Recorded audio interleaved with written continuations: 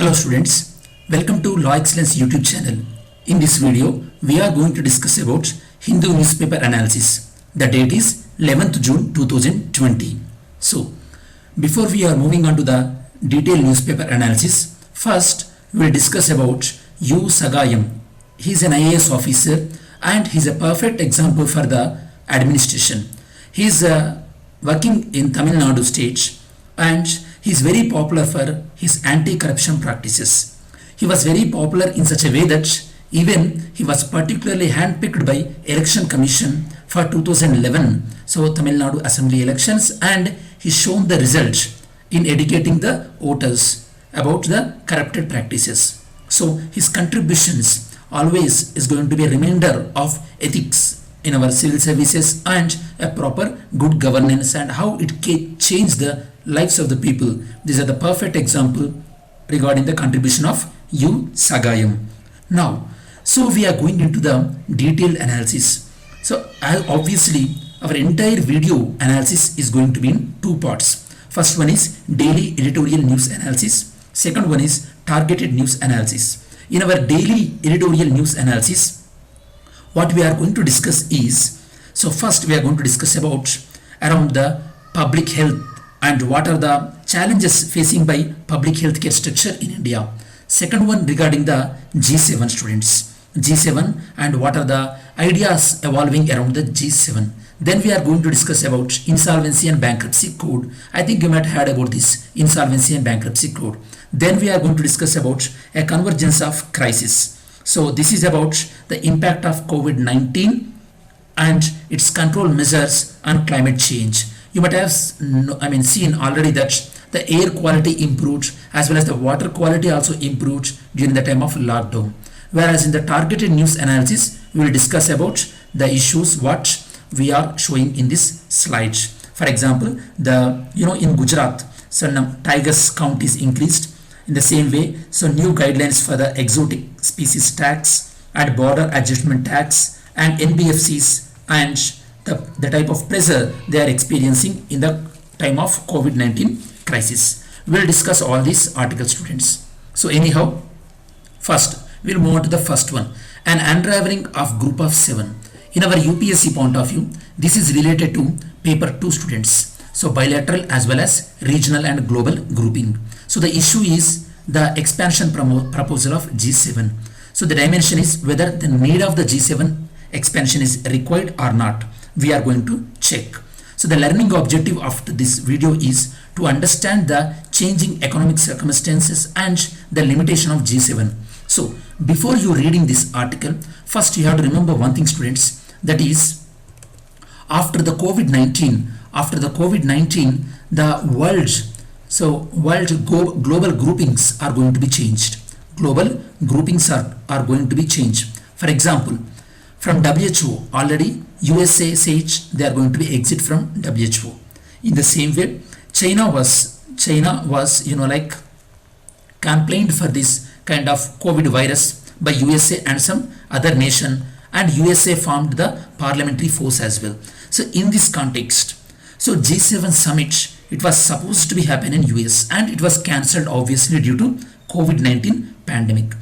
While the postponing, so while he was US president saying about the postponing of G7, so he put forward one idea, that is expanding the G7 into G10 or G11.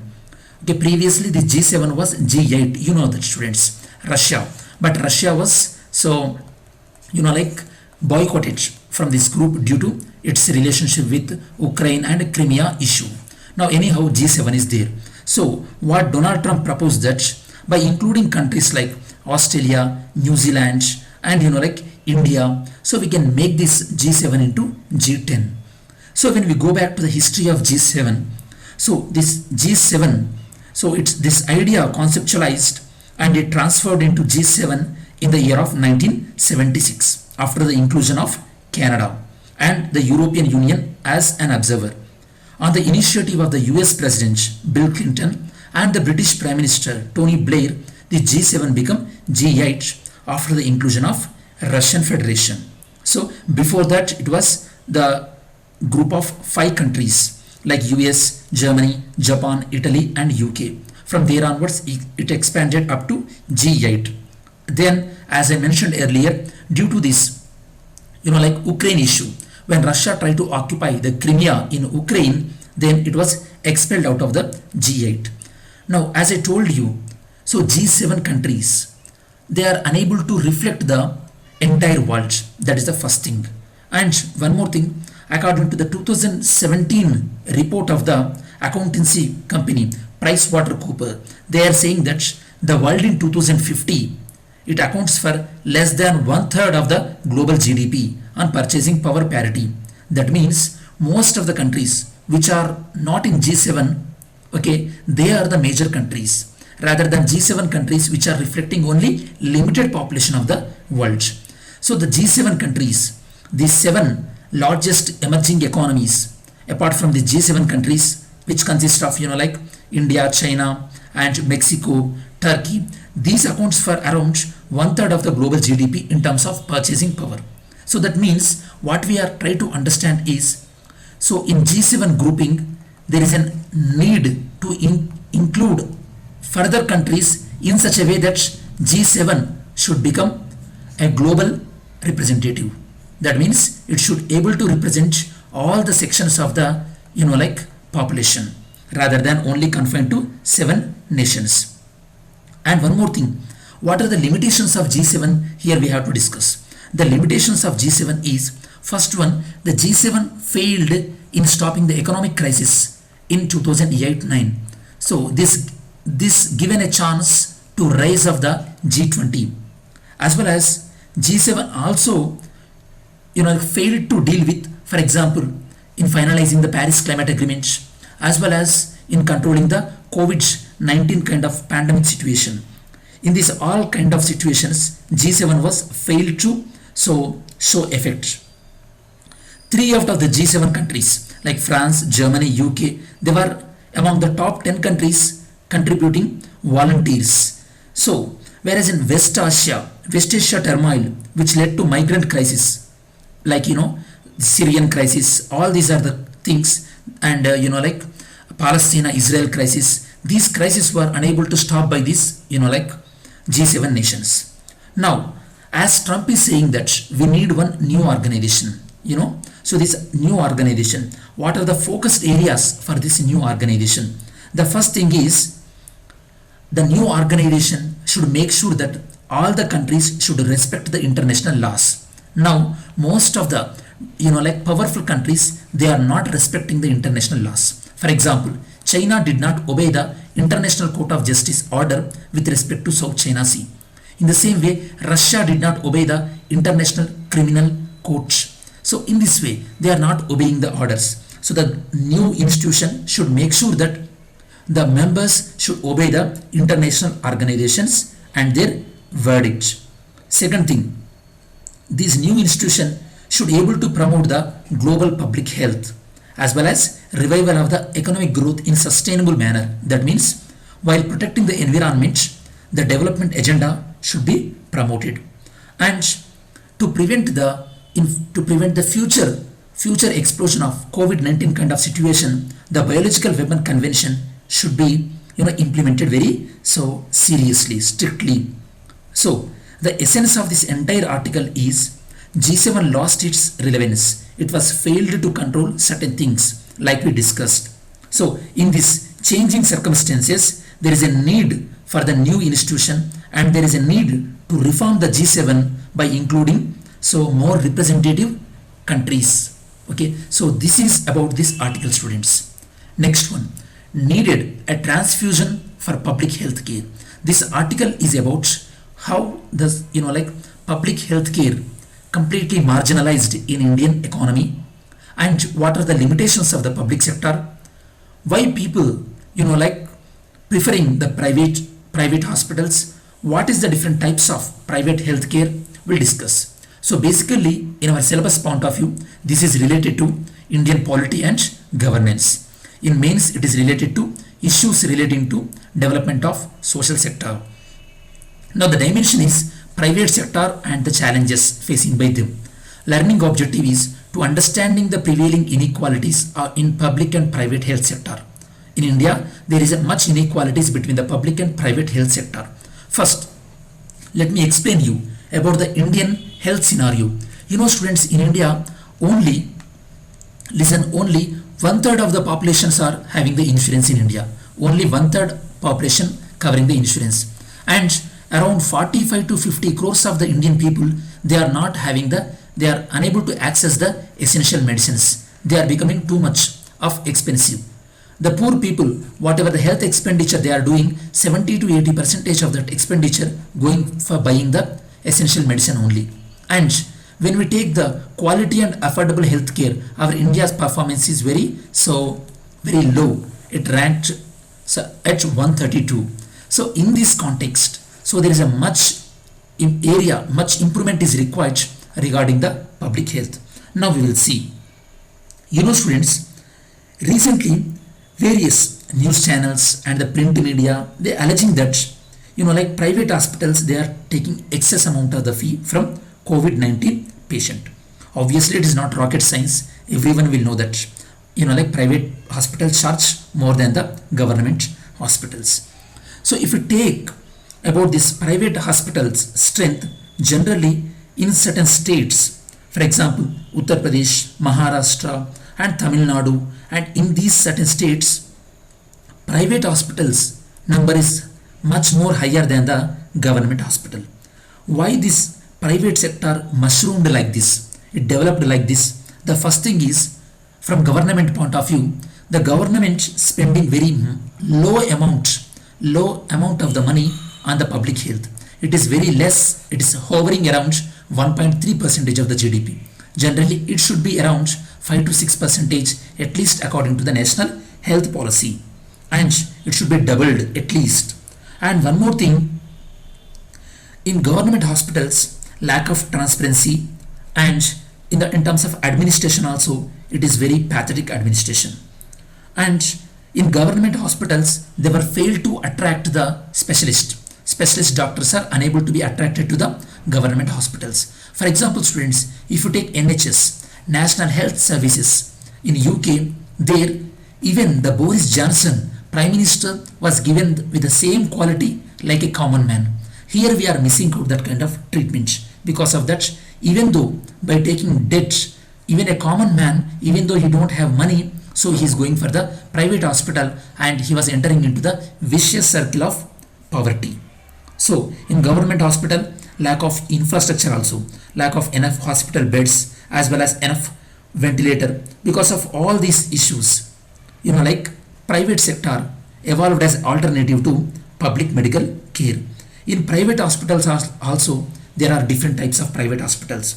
Few private hospitals where the doctors are completely, they are unqualified ones. Whereas in other hospitals, such as completely corporate with full infrastructure, these hospitals are becoming so expensive to the common man. So what are the solutions for this? So in this video so far, we discussed about the condition of the Indian government spending on the public health, and why private hospitals, the strength is increasing compared to the public hospitals. What are the challenges in public hospitals, like lack of transparency, accountability, and very poor governance. Now, what are the solutions for the future, way forward? What is the way forward for the, future takeaway points? So when we see about the future solution, first one is the government spending on health as a percentage of GDP should be increased. For example, if you take USA, they spend around 15% of GDP on health, but still, so it was suffered with this kind of lack of ventilators and everything. And one more thing, students, we have to make sure that at least one district should be provided with one government medical college. By that way, the local youth on the merit basis, they should be encouraged to get join in that medical college, and after their education, they should be served in the local area. And one more thing, we have to increase the social security coverage to across the population. Okay, and we should reduce the burden of spending on medicines, and we should make sure that quality and affordable medicine should be available, like in the form of Jan Aushadhi medicines. So these kind of reforms we should carry on with. The conclusion is private hospitals should behave more social responsibly to provide to care where public hospitals were unable to provide. So, our next article is the fault in our drafts. So, this is related to the subject of economy students. So, here we are going to discuss about insolvency and bankruptcy codes. And recently, Government of India issued one ordinance regarding the insolvency and bankruptcy codes and what are the flaws. So, what are the flaws in that ordinance? What are the mistakes we call it as? So, in that ordinance, first we have to know, students, ordinance means temporary law which valid for 6 months 6 weeks. Now we are going to discuss about, so what is this ordinance is all about. First you should know the insolvency and bankruptcy code, it was made in 2016. What is this ordinance? This ordinance is all about, okay, so because of this COVID-19 crisis, so many companies, they are under the financial stress, okay. So the banks whichever given loans to these companies, they should not apply insolvency and bankruptcy code on these companies at least for a period of 6 months, not exceeding 1 year.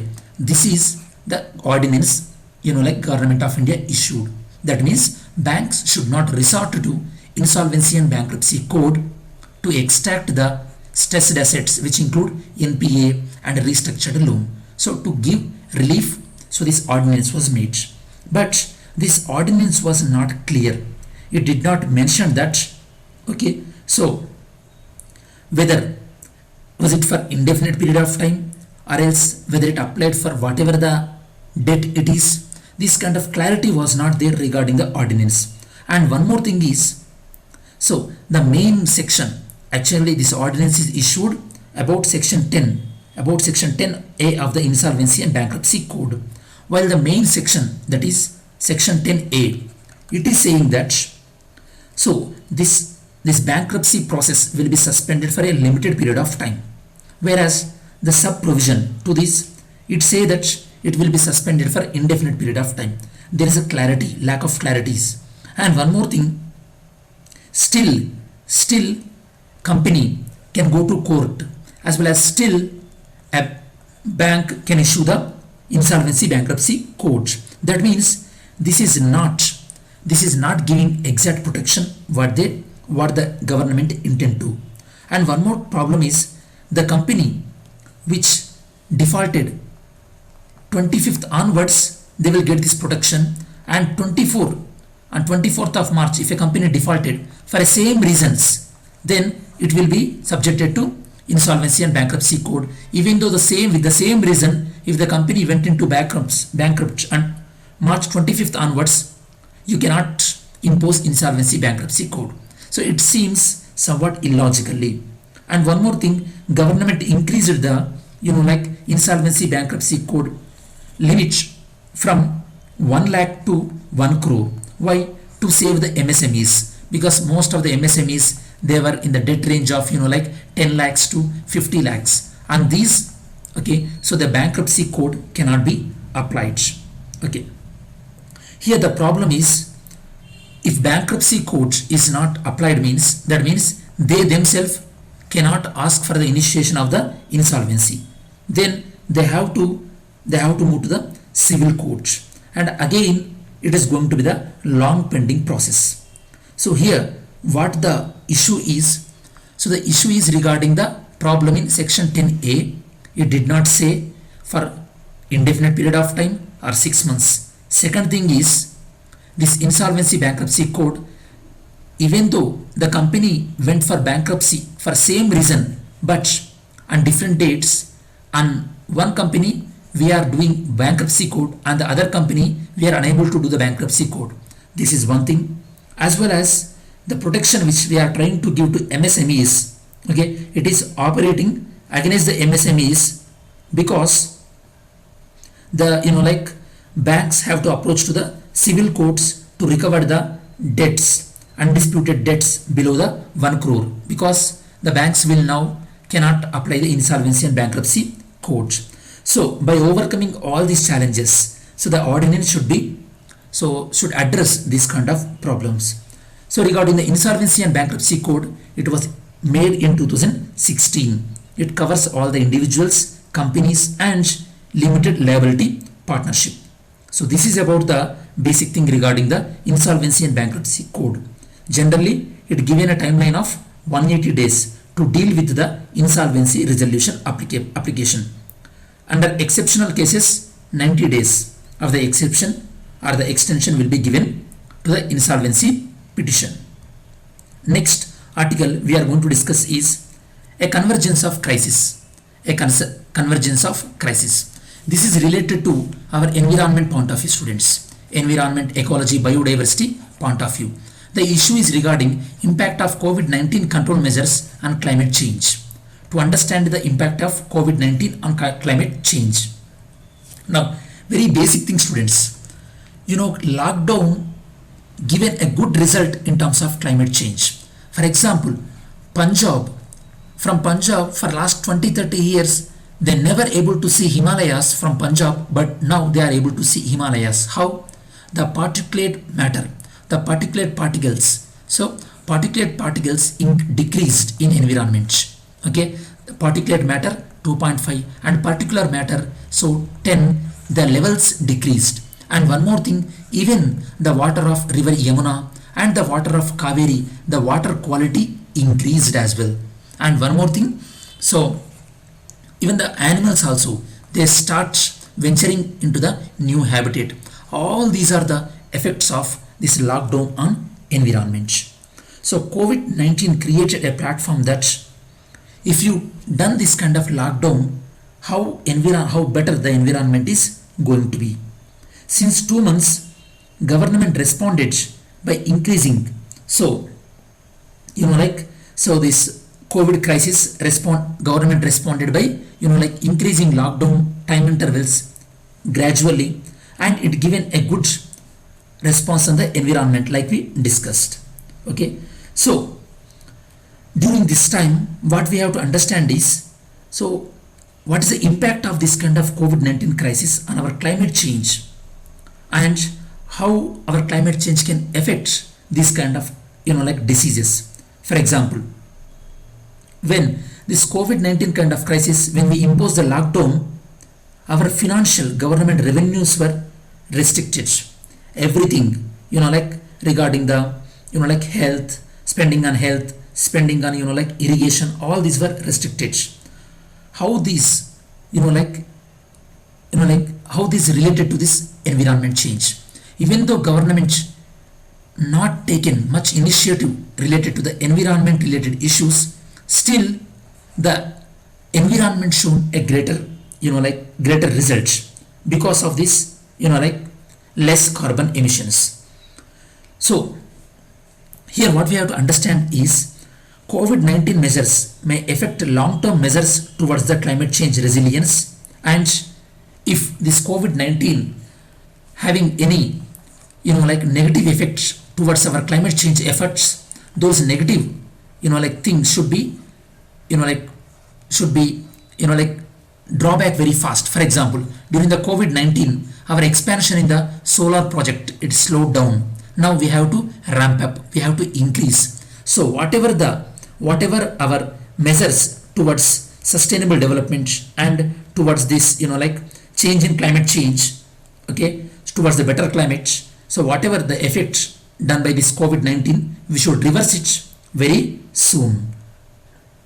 Our next article is regarding the news analysis, targeted news analysis. Gujarat pride grows. Why Gujarat pride grows? Because the Asiatic line, the strength of the number of the Asiatic line increased. In the syllabus, it is related to environment and biodiversity, students, and in the mains point of view, it is related to conservation and environment pollution and degradation. So we are discussing about here Asiatic line. Asiatic line number increased, okay, so to 674 compared to last time. So this census will be conducted for every 5 years. Compared to that, 29%. So increase was observed in Gir forest, Gir range. So last time in 2015, there were around 523 lions were observed. And one more thing, regarding the background, this Asiatic lion is currently limited to Gir range in Gujarat, and it has a descendancy from the North Africa. And some studies say that it occurred in regions of Turkey, Saudi Arabia, and which migrated to India over the period of time. Okay, so IUCN status. This IUCN category is endangered category. Very important. It is endangered category. The threats, mainly the threats are from the human-animal conflicts. And one more thing is illegal trade about this animal for various commercial activities. To conserve the this kind of Asiatic lion, we launched the Asiatic lion conservation project, which was launched by Ministry of Environment, Forest and Climate Change. So this ministry approved the project from 2018 to 2021. What this project will do? This project mainly focus on the scientific management, in which way the local community can be involved with in protection of this Asiatic lion. And one more thing is the information and communication technology, how it can be employed in the conservation of Asiatic lion. It will be take care about this project. Next news we are going to discuss is new guidelines for import of exotic species. So here what we are discussing is, so the people who are importing exotic species, exotic means available at very rarely. So why we are discussing this? We are discussing this because whatever the exotic species we are importing, whether they are plants or animals, there is a tendency that the zoonotic disease which are originating from animals, they may spread. Okay, now government. So from government point of view, the people importing the exotic live species, they must voluntarily disclose their details, like to which area they are taking, what is that, what is that species name, and whether it has any disease in previously. Okay, only animals mentioned in CITES, appendices 1, 2, 3. I think you know the meaning of CITES, Convention on International Trade in Endangered Species. So only animals which are mentioned in CITES, appendix 1, 2, 3, they can be traded. Okay, and the animals which should be protected according to Wildlife Protection Act 1972, they should not be traded as well. And the importer, whoever importer, they should get no objection certificate from the Chief Wildlife Warden. So regarding this exotic species, we have to take care about these kind of precautions. In that way, so we can prevent the zoonotic disease spread. CITES is regarding the convention of, related to the convention of endangered species and wild fauna and flora. This CITES is also known as Washington Convention, students. So although CITES is legally binding on all the parties, it does not take the place of national laws. That means if CITES convention and national laws are conflict to each other, then national laws will prevail over the CITES. Okay, around 5,000 species of animals and 29,000 species of plants are protected by CITES. Okay, so our next article is border adjustment tax will help local player. Border adjustment tax will help local player. This is related to border tax, steps to create level playing field to domestic companies. So this is about foreign companies as well as domestic companies. So members of Niti Aayog, they favored that the border, this BAT, border adjustment tax, should be implemented to provide a level playing field for Indian industries. In India, there are already many taxes are there that will add it to the final price of the product. But the product importing from other countries, they may not have these taxes included, and hence they can be available at cheaper prices. Because of that, foreign products are enjoying the greater advantage over the Indian products. For that, to counter that, additional advantage to foreign products, this border adjustment tax should be added. That is what this Niti Aayog is recommended. Okay. Next one. As NBFCs face redemption pressure, Reserve Bank hints at more support. So this is about the COVID pandemic hit and NBFCs economic slowdown. So in this point of view, first we have to understand that because of this COVID-19 pandemic and the poor market conditions, the NBFC sector, okay, they are under the pressure because like loan moratorium was given to the NBFC customers. Some people who availed the loan moratorium, they are not paying to NBFCs. But the NBFCs which took loans from the bank, they are under the pressure of repaying. Even though certain kind of moratorium relief was given, still most of the different types of the loans, they were not covering under this moratorium. While the banks did not extended the benefit of this moratorium, NBFCs did to the customers. Because of this, the low rated NBFCs, whatever the low rated NBFCs, low rating, they might have sell the bonds to get the loans. Now whoever bought these bonds, now they want to redeem the bonds. That means they want to give the bonds back to that NBFC, they want their money back. So the people who are the investors, they want to redeem their bonds. So in this way, NBFCs, they were facing this kind of redemption pressure. That means now when a person who bought the bond from NBFC, when he want to give that bond back, NBFC should give the money back. Now NBFCs are shortage of the money. So this is the kind of pressure they are experiencing now. NBFCs are categorized as asset finance companies and loan companies and investment companies. So all these will be categorized as NBFCs, non-banking finance companies. So this is about today's editorial and the targeted news analysis. So one couple of questions for your practice students. Consider the following statement about the non-banking finance companies. They are registered under RBI Act and regulated solely by RBI. Second statement, they can accept demand deposits in current account but not saving accounts. So please go for the appropriate answer.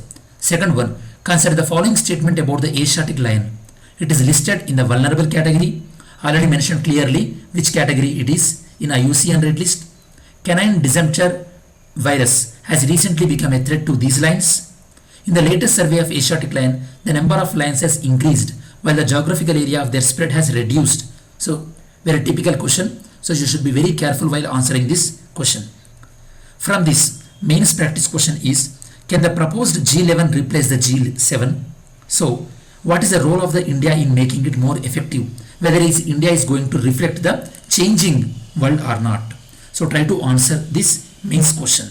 So this is about today's analysis of the Hindu newspaper, students. So if you like this video, click on the like button. If you feel this video helped to your friends, share to your friends. If you did not subscribe to our channel, subscribe to the channel. Thanks for watching this video. See you in next video.